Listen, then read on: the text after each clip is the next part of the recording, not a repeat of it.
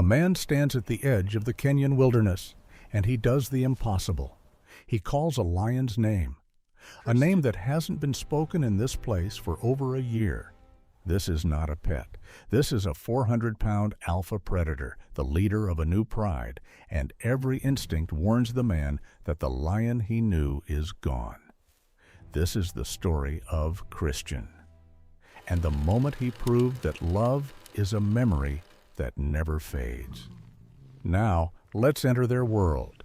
If you're already enjoying this story, a quick like and share makes all the difference. Let us know in the comments where you're listening from today.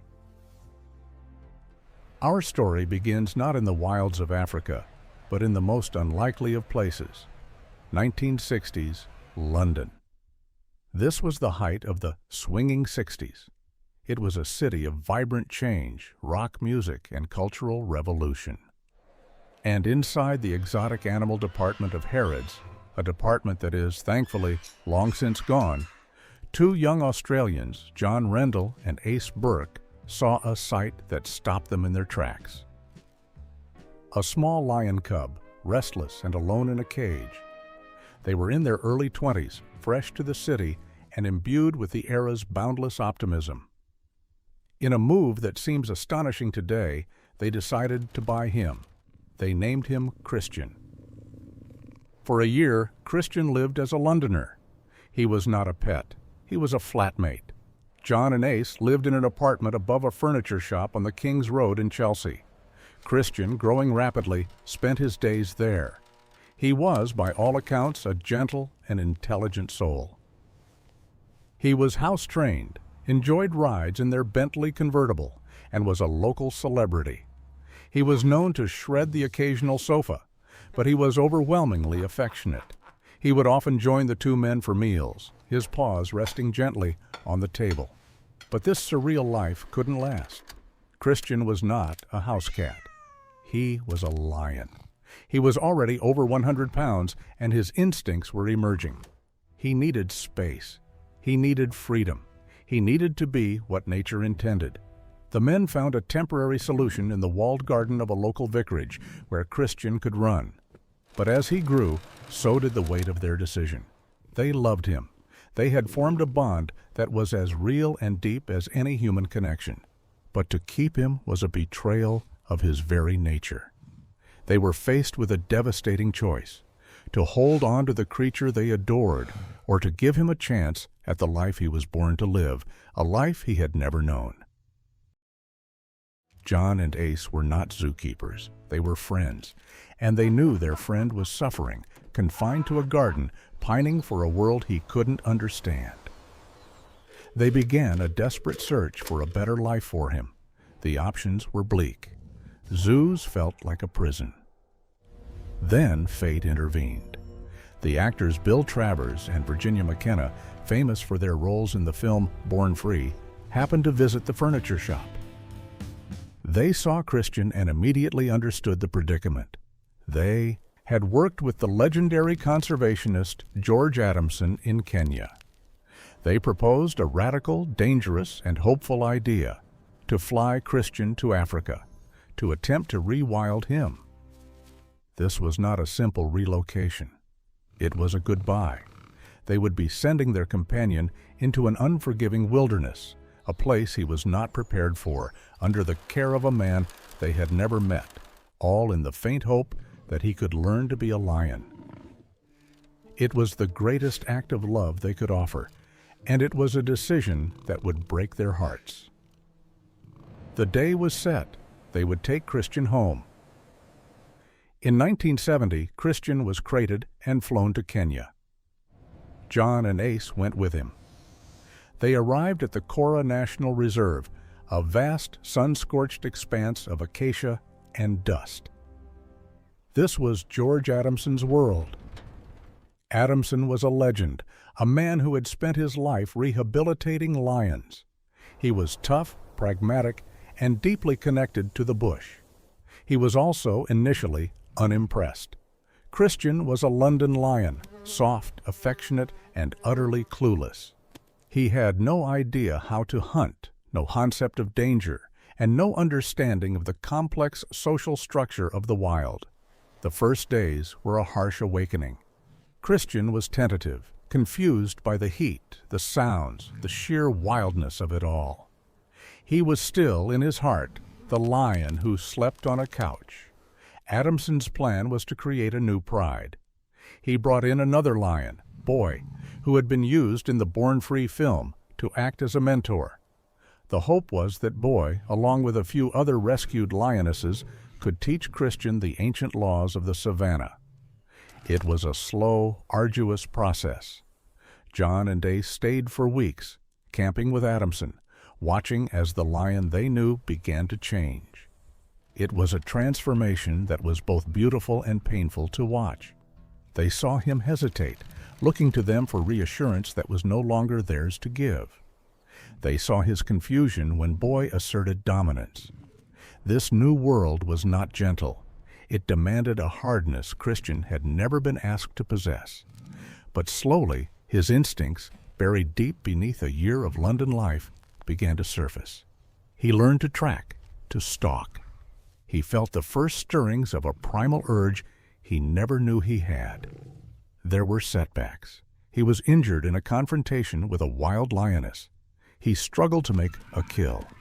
For John and Ace, every small victory was bittersweet. Every step Christian took toward being a true lion was a step away from them.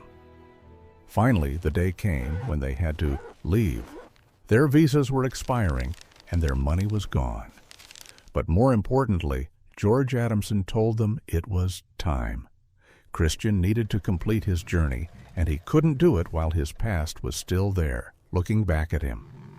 They said their goodbyes. It was a quiet, heartbreaking farewell at the edge of the camp. They petted him, spoke to him, and for the last time, walked away. They boarded their plane, leaving a piece of their souls behind in the Kenyan dust. In the months that followed, George's letters told of a new lion. Christian was integrating. He was learning. He had formed a bond with Boy. He was becoming a king. A year passed. John and Ace were back in London, but their lives were forever marked by the lion-shaped hole he had left. They received letters from George Adamson, updates from the field that felt like dispatches from another planet. Christian was thriving. He had not just survived. He had succeeded. He had formed a formidable coalition with Boy. He had claimed territory. He had even started his own pride with 2 lionesses and their cubs. He was, in every sense, a wild lion. Then the letters grew more infrequent. Christian's new pride had moved into a remote area of Kora. George hadn't seen him in 3 months. For John and Ace, this silence was unbearable. They had to see him. Not to interfere, not to reclaim him, but simply to know. To see with their own eyes that he was whole. That he was home. In 1971, they booked a flight back to Kenya. It was a pilgrimage fueled by a desperate, fragile hope. When they arrived, George Adamson met them with a sober, pragmatic warning. He was a man who lived by the unsparing rules of the savannah, and he would not give them false comfort. "He is not the lion you knew," he told them, his voice kind but firm. "He is the boss of a pride. He has cubs. He's a wild animal. He hasn't seen us for months. He may not remember you at all. And if he does, he might be aggressive." The danger was real. They were not friends coming for a reunion. They were 2 men encroaching on the territory of an alpha predator. The next day, they set out. The journey to Kora was long, the air thick with heat and dust. When they arrived at George's camp, Kampi Yasimba, the reality of their task set in.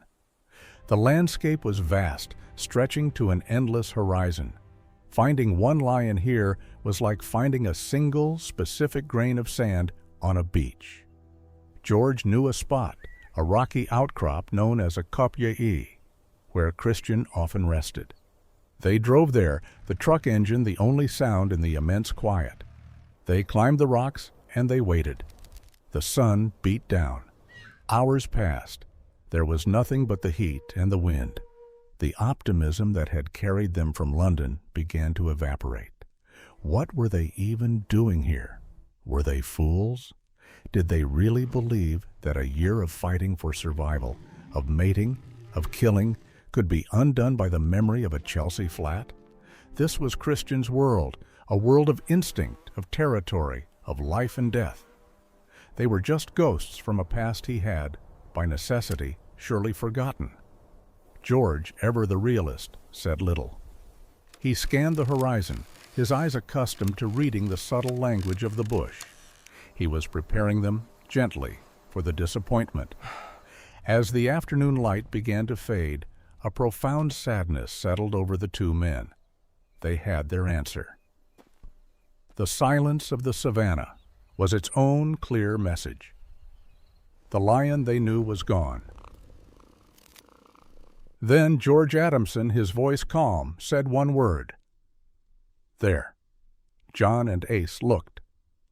A long way off, almost a mile, a single tawny shape was moving through the tall grass.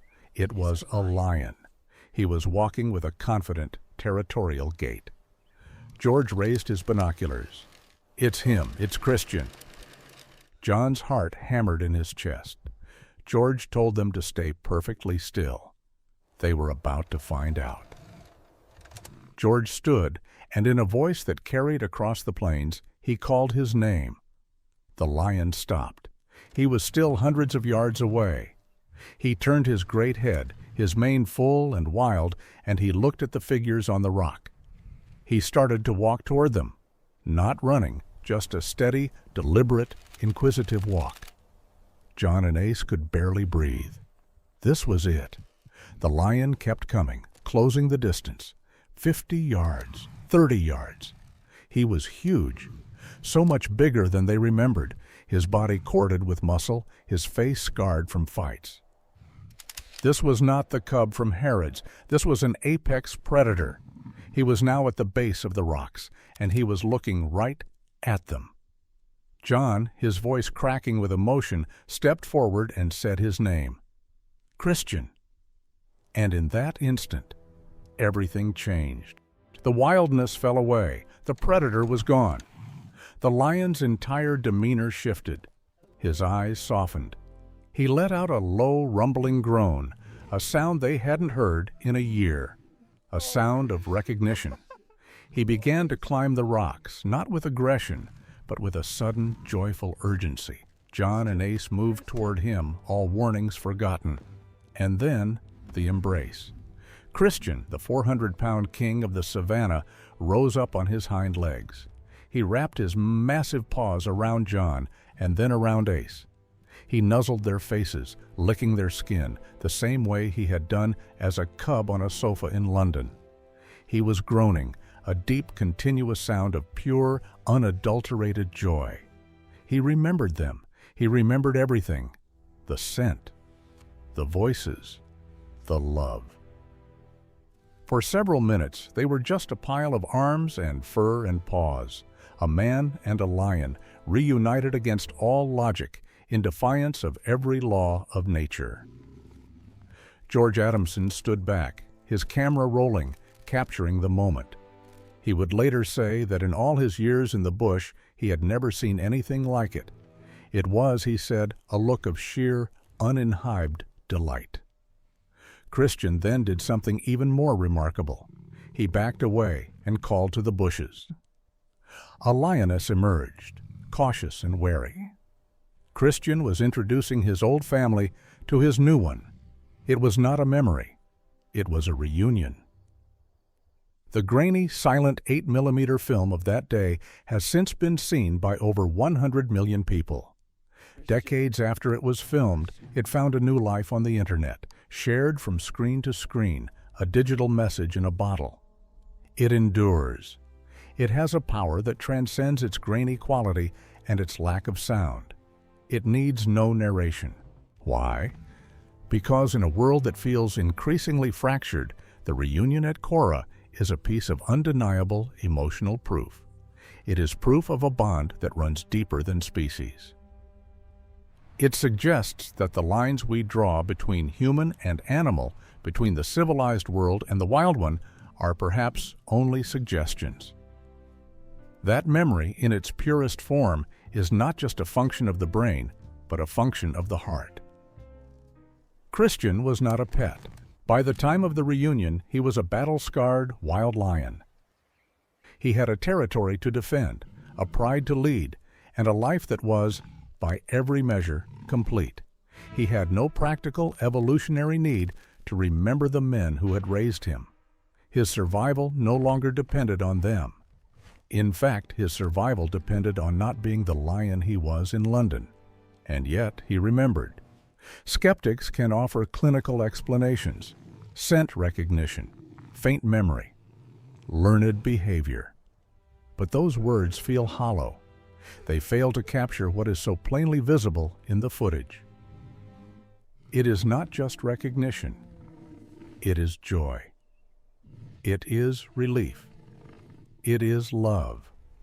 The story of Christian is not a story about taming the wild. It is a story about the wild choosing to connect. He was last seen in 1973. George Adamson noted in his journals that Christian had successfully navigated his pride across the Tana River into a new, safer territory, a final, definitive act of a successful wild lion. He was never seen again. He returned to the wild, and the wild, in its own time, claimed him. But for one incredible, timeless moment, he returned to them. He showed us that an animal's capacity for love is not a reflection of our own, but an ancient, powerful force of nature in itself.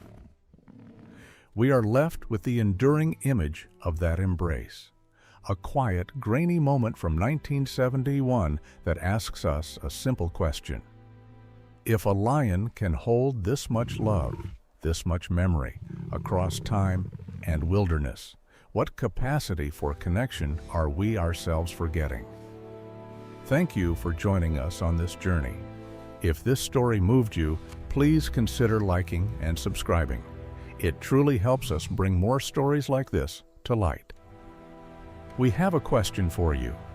What was the single moment in this story that resonated with you the most? Let us know in the comments below. We read every single one, every single